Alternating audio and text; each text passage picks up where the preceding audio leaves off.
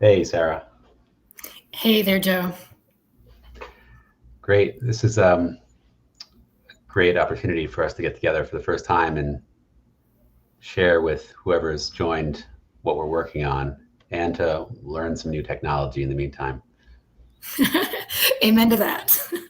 Yeah. So I don't expect this to go super long, but I know everyone's busy and we have a tight agenda, but I want to just start with introductions. Would you mind introducing yourself? Yeah, absolutely. So, my name is Sarah Price, and I've spent the last 20 years as a registered nurse. And, although the spaces that I've been in have been pretty varied from neonatal ICU to more of the adult world of functional medicine, the one thing that I've seen in the last few years is how impactful psychedelics can be on a healing process. And I've seen that not only in myself, but I've seen it in others as well. And, part of that healing process is, allowing for a really open and healing environment. And so as legalization is starting to move forward, my personal interest is making sure that we can allow for that healing environment. And I see this as a really great way to focus on that. How about you, Joe? Yeah, so I'm an attorney primarily focused on bankruptcy and litigation. I came to this space through representing cannabis clients in New Jersey, which has been possible for the last 7 or 8 years since there was medical marijuana, and then now we have an adult recreational market. So I represent clients in that market who are pursuing licenses. I help them get licenses and set up shop. And over 2 years ago, I discussed with my colleagues on the New Jersey State Bar Association's cannabis committee the fact that we should think about focusing on psychedelics. And we started the subcommittee on psychedelics, and that was about 6 months before there was a psilocybin bill introduced in New Jersey. So the timing was great, and it gave us some time to have guests on our subcommittee who are working across the country towards legalization or access, um, whether it's doctors, lawmakers, lawyers, and we think we've had through that subcommittee some impact on the progress of psychedelic law in New Jersey, and that brings us to today, where Sarah and I formed this group, the Psychedelic League, um, so we can really increase access to psychedelics in New Jersey, especially as we think we might have a market available in the coming years. So, really, what we're focusing on in Psychedelic League is local access. That means local governments, local communities. And this is a bit of a lesson learned from my practice representing cannabis clients. We originally thought we should focus on team building and making sure that we have all the expertise needed to convince the state of New Jersey that a group should get a cannabis license. But when the regulations came out on adult use cannabis, that was kind of flipped on its head. And really, what you needed to do and should have been doing all along was focusing on having municipalities embrace you to operate, a controlled substance business in their town. Next to next to any other business in their town, and in certain communities where they had no clue what cannabis was or what it was meant. What is the smell going to be like? What does this mean? Are we going to have people loitering, smoking weed on the street? Is it going to make us look like a rundown town? Is it going to increase costs to our first responders? Like, are we going to have to be busting people? What about drunk DUI with people? And all this concern. Now, 7 years later, we've had a legal market. We don't hear any of those concerns really. There's still a lot of confusion on the local levels, and still at least half of the municipalities don't allow for cannabis businesses to open in their towns. And that's what Psychedelic League is about. It's about, let's shortcut that. Let's go right to the towns and start educating them now. So then when we're in 2020, 2027, when the rubber hit the road, at least they have some understanding of what to expect. Totally So making them much more welcoming. yeah, I mean, you really have to educate the people who are going to be having these businesses in their towns, right? And there's a psilocybin bill pending in New Jersey right now, and under that bill, there's going to be generally two types of businesses that might be operating in their town. It's either going to be a psilocybin grower, they call it a manufacturer, or a psilocybin service center where the psilocybin would be administered. Um, and so we're going to want to make sure that mayors and town council and county officials understand what those businesses are from inside to out, right? And who they're going to be serving, and why they actually want to embrace it, right? Um, so let's go to our deck here and look at an overview of what we're trying to do here, what we're actively, what not what we're trying to do, what we're actively doing now. So let's start with our mission statement.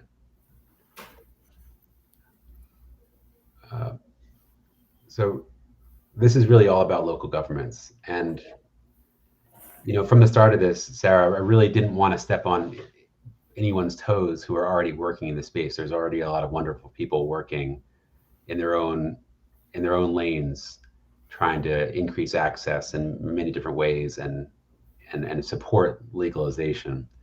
So, our goal really, the first noun here is the governments. Like, that's who we're looking to work with, right? And the way that we think that the governments can help is ultimately by understanding the health and how it can help the health and well-being of their communities. So, you want to walk through our objectives here? Yeah, totally. So, first and foremost, we are here to remain nonpartisan, and we're here to sort of to facilitate these conversations with local governments. And we're going to do that by utilizing these trusted experts and local businesses, right? So, take people, as Joe said, who are already experts in specific areas, allow them to bring their expertise to these local governments so that they can better understand why they would want to welcome these businesses into their communities. Where does it benefit their community? What are the fears that they may have? How can we allay those fears with data, with research, et cetera? And then also to unlock the potential for these state regulated programs. One of the things, as Joe mentioned, with the cannabis bill previously, is the individual municipalities having a lot of confusion as far as what it would look like in their community. And what we love to see is the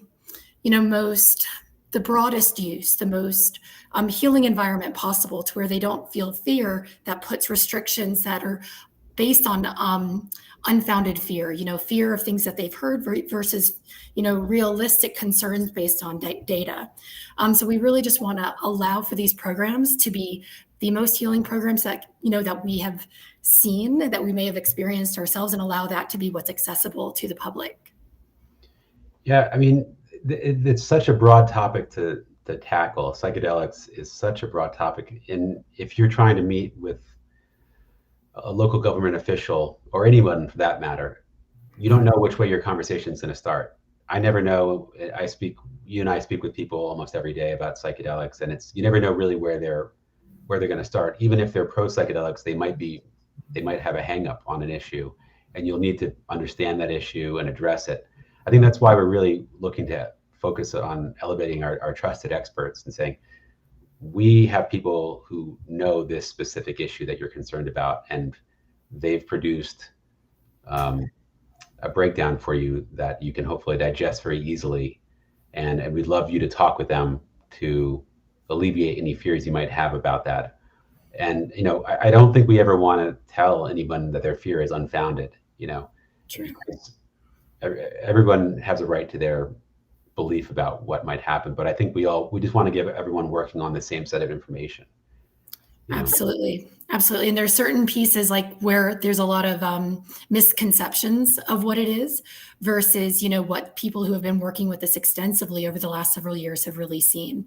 And maybe just kind of clarifying, what those are and what does the data really show us? What do we really see on the ground versus, what are the things that people may have heard that may not be backed by these kind of points. Right. I mean, we know psychedelics need to be taken seriously, and there needs to be guardrails. That's I think we can generally agree on that. Not everyone would agree with that, but I think we can from the perspective of getting a state regulated model rolled out. So yeah, we're really looking forward to. I mean, we already have in the pipeline a lot of experts who have offered to contribute their knowledge, and we're looking to pull that into. I think the hardest part is pulling into a digestible format, so that when you meet with someone, if you have 30 minutes to meet with a mayor or a legislator, have it right in front of you. We're all working off of the same basis of information. So let's see. Yeah, sorry. Yeah. So let's talk about what we want to do, with that. And this is more of a kind of a, this is kind of more of like a, like aspirational, like how do we think this will make the industry better, make access better? And so, you have set and setting, which is a general idea of your mindset when approaching a psychedelic experience, and the setting where you are. And then we threw in this one, which is kind of funny, savings, but it's true. I think these are our focuses here. I think it's like what we want that information to accomplish, right? And what we want those dialogues to accomplish. Or we want the set of the people who are involved to be optimal, right? We want the government officials who are going to be doing the lawmaking on the local side to understand, have their mind in the right place about what this really means, along with the community, the people who are going to be having this in their backyard, as it were, and generally for the public, so they understand that this is something that they can access and what they should expect.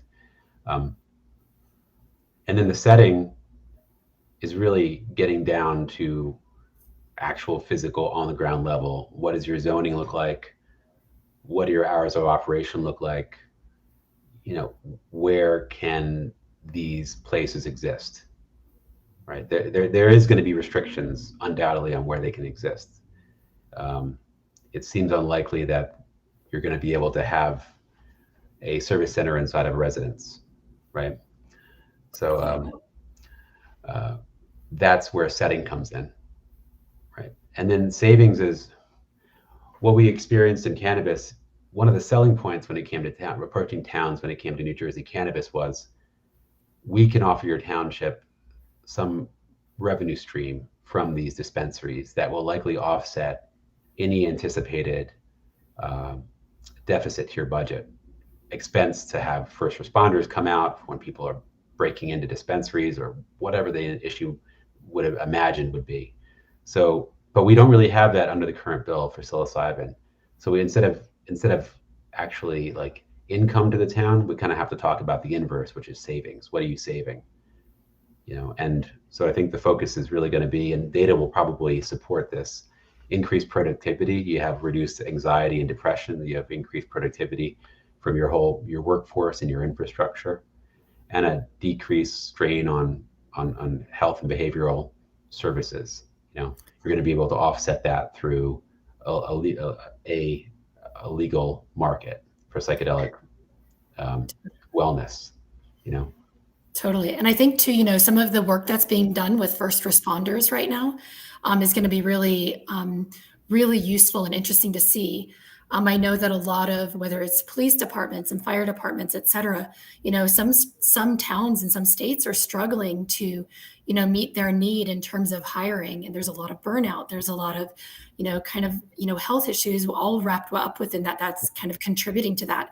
And how is it that psychedelics can help these first responders who are really, facing some of the more difficult parts of being, in society. So how will it eventually help with retention? Yeah, retention is that's exactly the right bucket, right? It's like retention, like decreased turnover. And we kind of know that data exists. We're going to just be relying on our network and our advisors to help us pull that together. And that's why we'll get into this next slide. It's like, what are the short-term goals then to meet this vision, to make it come together. And what we're actively doing now, just kind of organically, is developing a really robust local advisory board here in New Jersey. Right, we already have experts in their own rights, who are testifying in the legislature, who are regularly, presenting at conferences, and who are actively running businesses. And these are the people we want to give us the information to help us with the setting and savings that we went through before, right? Um, and then, in addition to having local advisors, we also would like to forge these strategic partnerships with groups that already have their own networks, and then we can have them provide us with data and resources strategically, and vice versa, which we so we can help each other and symbiotically push forward their mission statement. Um, and this third one, the data sheets. This is actually something that we recently worked on through the Psilocybin Coalition. One of our friends, Jamie Weir, took the laboring oar on that, which was, can we get a dense amount of material about psychedelics onto one page? It's a challenge, so these data sheets are going to be super helpful. We'd love them to be widely disseminated so that if anybody wants to know about anything when it comes to psychedelics, and they want to be armed with the right arguments to make if they have their own meeting with their legislators or their local government officials, this will be the resource they can take with them. They can download it, they can share it. And then discussions and interviews. This is the first of hopefully many, just like this, where we can jump on a call for a half hour or an hour and go through some detailed information, and then have it be there online, be an evergreen resource. Hopefully this video will be watched in the future if people want to know what we're doing. I'm sure we'll be updating and revising all of these goals and everything, but generally, this is our goal, and we can point people to this video in the future. And the same thing goes for our advisors and our strategic partners. We'd love to have something like this for each one of them, so we can point people to a resource, and at scale let people know who we are. Absolutely. Yeah. And the last one, engaging with local government representatives. We have a couple already lined up, which is amazing. There have been some mayors and other people who have been super receptive to talking about this topic. And again, we'd love to approach them and meet with them and bring any relevant advisors or local referrers or contacts with us, and have a sit down. And it could be as informal as coffee with a mayor or a Zoom, or it could be as formal as going before the town council to just present the idea generally, not even with necessarily an agenda. Although we'll see that one of our long-term goals is going to be getting municipal resolutions in place that would reflect kind of the most appropriate setting, like we had talked about before. Yeah, totally. I think also, just opening the door to facilitate the conversation. Again, as you said, with no agenda, but other than to let's educate and answer your questions and share these resources that we have, so you can better understand and make decisions for your municipality based on, a really resource perspective. Yeah, it's nonpartisan. It's also not non-directive, maybe, almost, right? Which is, I love that. which I don't think we've said before, but I think that makes the most sense. It's a non-directive conversation. We're not trying to tell you what to do. It should almost be like the answer just presents itself. Say if psilocybin is being legalized and there is an industry, and if this is something that's part of your agenda, and this is something that you think will bring savings to the municipality, then we don't need to convince you of anything. It's just, you can do with that information what you will. Obviously, we would love it if every single municipality decided to embrace this, but that doesn't seem at all likely. I think we're going to have some towns which are just going to say no based on principle without looking at it. But for the ones who are on the fence, the swing voters, and for the ones who are gung ho about it. Let's all make sure we are have the same talking points, you know? Yeah, and have the resources to make those decisions. And that's what the just collaborative with all of these experts and all these great organizations that are out there doing amazing stuff. Yeah, I mean, there are so many great organizations. I know you're linked up with some already, and there's just a lot of amazing people in this space. Generally, every day we speak to somebody who's amazing in their own right, and we'd love to just quickly have them as resources, like have them in an easy in an easy format for us to access, and for third parties to access. And it is a challenge. I mean, this is a decent amount of work to do this, but I think it's going to pay dividends for everyone. Totally. And so our last slide here is involvement, right? So for anyone who's looking to get involved, we kind of have three asks or three offers, right? Yesterday on the New Jersey State Bar Association subcommittee meeting, we had Joe McKay, who's well known for his humanizing personal story about cluster headaches, which are apparently the most painful thing you can have, and how psilocybin and other psychedelics treat it. At least they don't cure it, but they are a very effective treatment. And every time I hear the story, it's just still try to wrap my head around how painful these things are and how effective psychedelics are. So more stories like Joe's are welcome, and that's what we're looking for, because you kind of can't, you got to humanize it.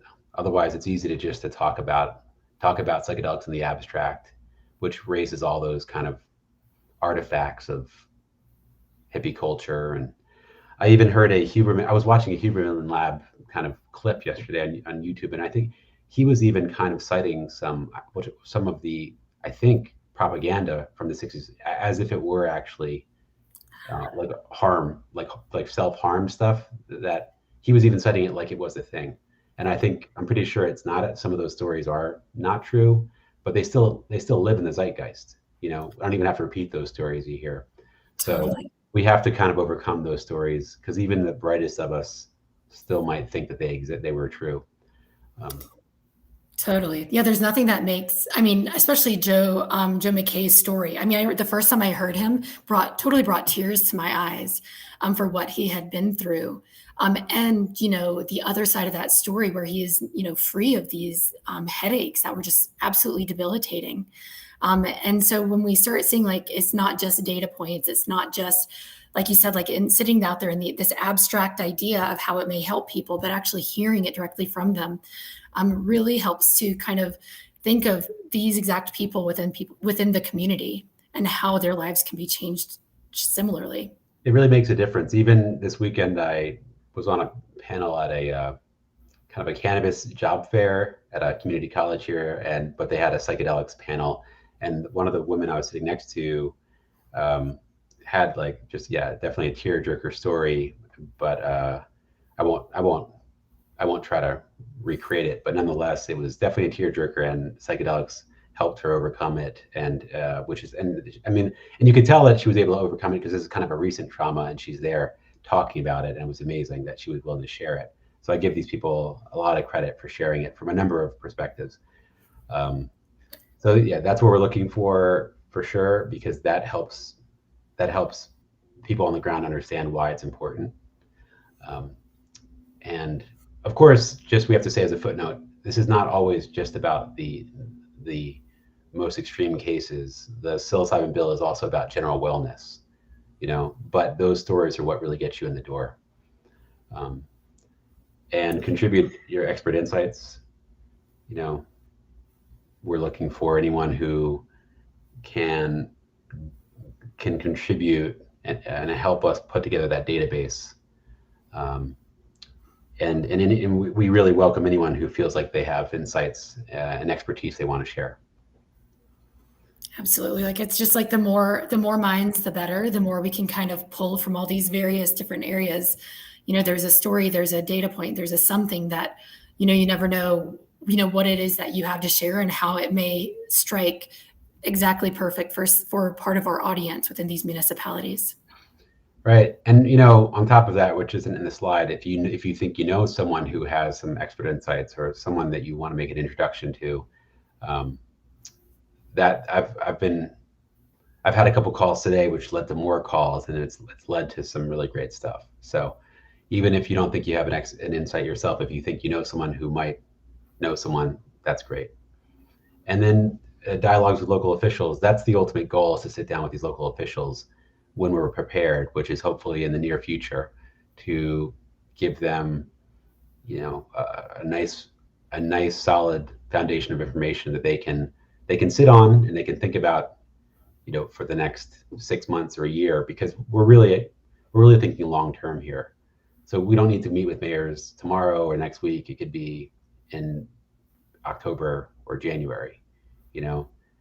Um, but as long as we start just kind of planting the seeds, let them know we exist, and then perhaps one day they'll say, what, this issue's hit my desk. Let me reach out, and we'll be ready to give them the information they need, or set up meetings for who they need. Perhaps these mayors or city council they'll want a resource. They'll want a Joe McKay to bring, and it won't even be us. It'll just be Joe McKay will get an intro, and then assuming he's available, he'll go down and talk with someone, and then it'll make a difference. So yeah, that's the overview. Just yeah, to recap, this is exciting. I'm really, Sarah, really happy to work with you. I'm glad somehow that we connected, and I feel like we're kind of two halves of a brain, really. Totally. Yeah. Yeah, it's a great balance of I always kind of feel like you have like this legal and more kind of the like, let's look at like this from this legal perspective, and I'm a little bit more like out and open, and so it's a great balance between each other. Yeah, I'm hyper local. Rarely leave, rarely leave Jersey, and like very focused on policy. And you fill in all the other gaps, which is amazing. So thank you. A little bit more of an explorer in that Yeah, space. we really need that. Otherwise, we're just sitting here like talking academics, really. No, but yeah. Well, thank you, and it's really exciting, and really looking forward to getting a lot of good work done, and producing a lot of good things. Absolutely. And I'm really excited too for all of the people who end up seeing this, who feel like they want to connect, feel like they want to be involved in some way. And even if of those three opportunities, you maybe don't quite fit into either one, but you want to be involved somehow, reach out to us. And that will actually be the best thing for you to do, is utilize LinkedIn messages. We also have the website, which is posted on the LinkedIn page as well. And there's a sign up email. If, let's say, you just want to stay up to date, you can do so through LinkedIn. You can do so through the website. This video and future videos are going to live on LinkedIn as well as the website. And yeah, so I mean, if you think you might have a role to play here, or you want to be involved and you're not quite sure how yet, reach out to us and we'll set up a time for us to talk, get to know each other, and just stay connected and figure out where these collaborations can exist. Perfect. All right. Well, talk to you on the other side, and Definitely. see you all soon. Take care, guys. Bye.